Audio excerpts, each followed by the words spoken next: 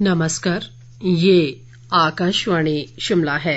अब आप राजकुमारी चंदेल से प्रादेशिक समाचार सुनिए। आज के मुख्य समाचार।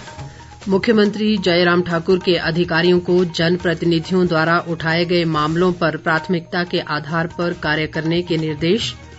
कोरोना के बढ़ते मामलों से प्रदेश सरकार चिंतित, फिलहाल बाहरी लोगों के लिए बंद नहीं होंगी राज्य की सीमाएं। स्वास्थ्य मंत्री राजीव सहजल ने कहा, नई शिक्षा नीति वर्तमान समय की आवश्यकताओं के अनुरूप। और प्रदेश कांग्रेस अध्यक्ष कुलदीप सिंह राठौर की सीमेंट के बढ़े दामों को तुरंत वापस लेने की मांग।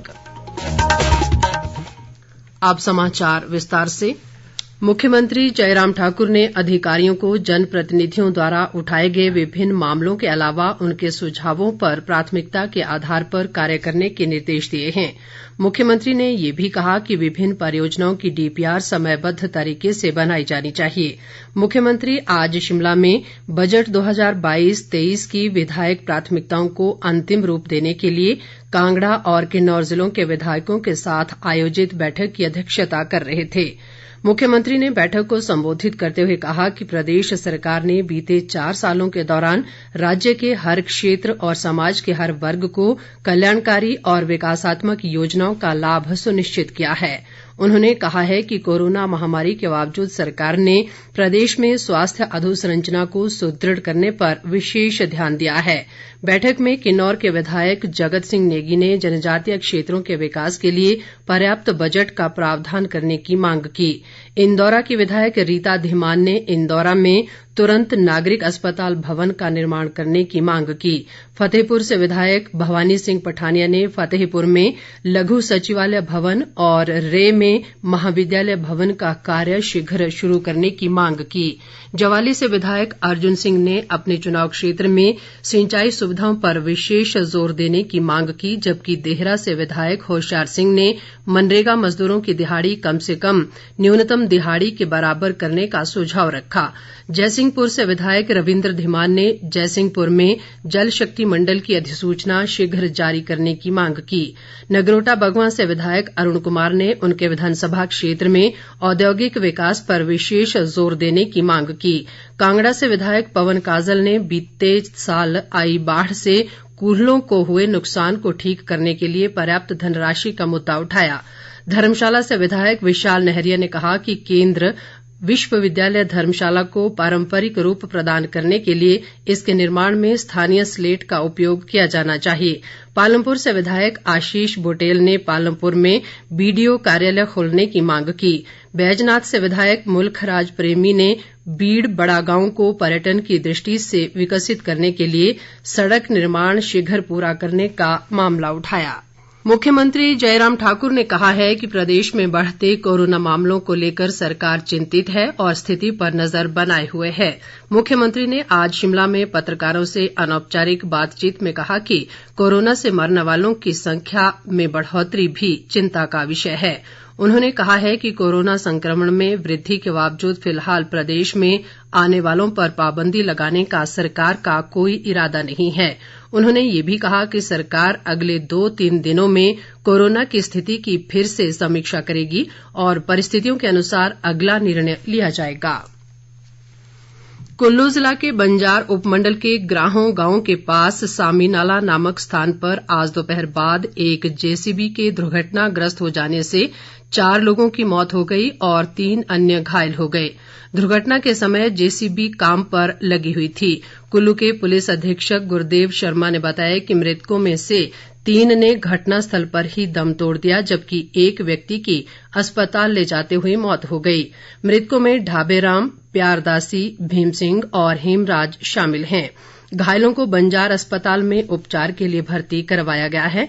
दुर्घटना के कारणों का पता नहीं चल पाया है। पुलिस ने मामला दर्ज कर जांच आरंभ कर दी है। उधर सिरमौर जिला के राष्ट्रीय राजमार्ग 707 पर आज एक टिप्पर के बड़वास के पास गहरी खाई में गिरकर दुर्घटनाग्रस्त हो जाने से एक युवक रघुवीर सिंह की मौत हो गई, जबकि टिप्पर चालक गंभीर रूप से घायल हो गया। ये टिप्पर सरिये से लदा हुआ था। शिमला के उपायुक्त आदित्य नेगी ने कहा है कि रिज मैदान पर आयोजित होने वाला राज्य स्तरीय गणतंत्र दिवस समारोह कोरोना नियमों के अनुसार होगा। उपायुक्त ने कहा है कि समारोह के लिए तैयारियां शुरू कर दी गई हैं और कोरोना प्रोटोकॉल का कड़ाई से पालन करने को कहा गया है। उन्होंने ये भी कहा है कि जिला प्रशासन कोरोना मामलों में वृद्धि को देखते हुए पूरी तरह सतर्क है और बाजारों के खुलने व बंद करने के समय का कड़ाई से पालन किया जा रहा है। स्वास्थ्य मंत्री डॉक्टर राजीव सैजल ने कहा है कि नई शिक्षा नीति वर्तमान समय की आवश्यकताओं के अनुरूप है और युवाओं को भविष्य की चुनौतियों के लिए तैयार करने में कारगर सिद्ध होगी। सैजल आज कसौली विधानसभा क्षेत्र के भोजनगर राजकीय प्राथमिक स्कूल के नवनिर्मित भवन के लोकार्पण के मौके पर बोल रहे थे। उन्होंने कहा कि नई शिक्षा नीति का उद्देश्य युवाओं को शिक्षा के क्षेत्र में स्वतंत्रता प्रदान करना और उनकी अभिरुचि को विकसित करना है। स्वास्थ्य मंत्री ने कहा कि प्रदेश सरकार शिक्षा, स्वास्थ्य और सम्मान के सूत्र को अपनाकर जन जन को रोटी, कपड़ा और मकान सुनिश्चित करने की दिशा में अग्रसर है। प्रदेश कांग्रेस अध्यक्ष कुलदीप सिंह राठौर ने प्रदेश सरकार पर जानबूझकर सीमेंट के दामों में बढ़ोतरी करने का आरोप लगाया है ताकि सीमेंट कंपनियों को फायदा पहुंचाया जा सके। राठौर ने आज शिमला में एक बयान में प्रदेश सरकार से सीमेंट की दरें तुरंत कम कर प्रदेशवासियों को राहत देने की मांग की है। कांग्रेस अध्यक्ष ने प्रदेश सरकार पर कोरोना नियमों को लेकर दोहरे मापदंड अपनाने का आरोप भी लगाया। उन्होंने कहा कि सरकार एक ओर लोगों को सामाजिक दूरी और मास्क पहनने की सलाह दे रही है जबकि खुद इन नियमों की सरेआम अवहेलना कर रही है। राठौर ने सरकार पर कर्मचारियों की मांगों की अनदेखी का आरोप भी लगाया। उन्होंने कहा कि सरकार पुलिस कर्मियों की मांगों को लेकर पूरी तरह से असंवेदनशील है। उन्होंने ये भी कहा कि विश्वविद्यालय में एनएसयूआई के 3 छात्र नेताओं के निष्कासन विवाद को हल करने के लिए पार्टी ने 3 सदस्यीय कमेटी का गठन किया है। आजादी की 75वीं वर्षगांठ के उपलक्ष्य में आकाशवाणी केंद्र शिमला के समाचार एकांश द्वारा अमृत महोत्सव क्विज के तहत पिछले कल पूछे गए सवाल भारत में स्वराज की मांग सर्वप्रथम किन सुप्रसिद्ध स्वतंत्रता सेनानी द्वारा की गई थी का सही उत्तर है दादा भाई नौरोजी। सही उत्तर देने वाली विजेता हैं कंडाघाट की हिमानी शर्मा। विजेता का चयन लकी ड्रॉ से किया गया है। विजेता को हिमऊर्जा के सहयोग से पुरस्कार और प्रमाण पत्र प्रदान किया जाएगा। भाजपा के हमीरपुर सोशल मीडिया मंडल के संयोजक विक्रांत भारद्वाज ने अपनी 10 सदस्यीय कार्यकारिणी की घोषणा कर दी है। कार्यकारिणी में 2 सह संयोजक और 8 सदस्य शामिल हैं। एक महिला सदस्य सिल्की को भी कार्यकारिणी में स्थान दिया गया है। लाहौल स्पीति में मनाली केलंग सड़क आज मूलिंग पुल और रोपसंग नाला में हिमखंड गिरने से यातायात के लिए अवरुद्ध हो गई है।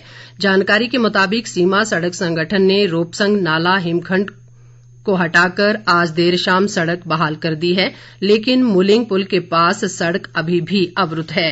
हिमखंड गिरने के कारण इन दोनों स्थानों पर कुछ यात्री वाहन फंस गए थे। इनमें मौजूद यात्रियों को पुलिस की मदद से सुरक्षित स्थानों पर पहुंचा दिया गया है। मनाली केलंग सड़क के कल तक बहाल होने की उम्मीद है।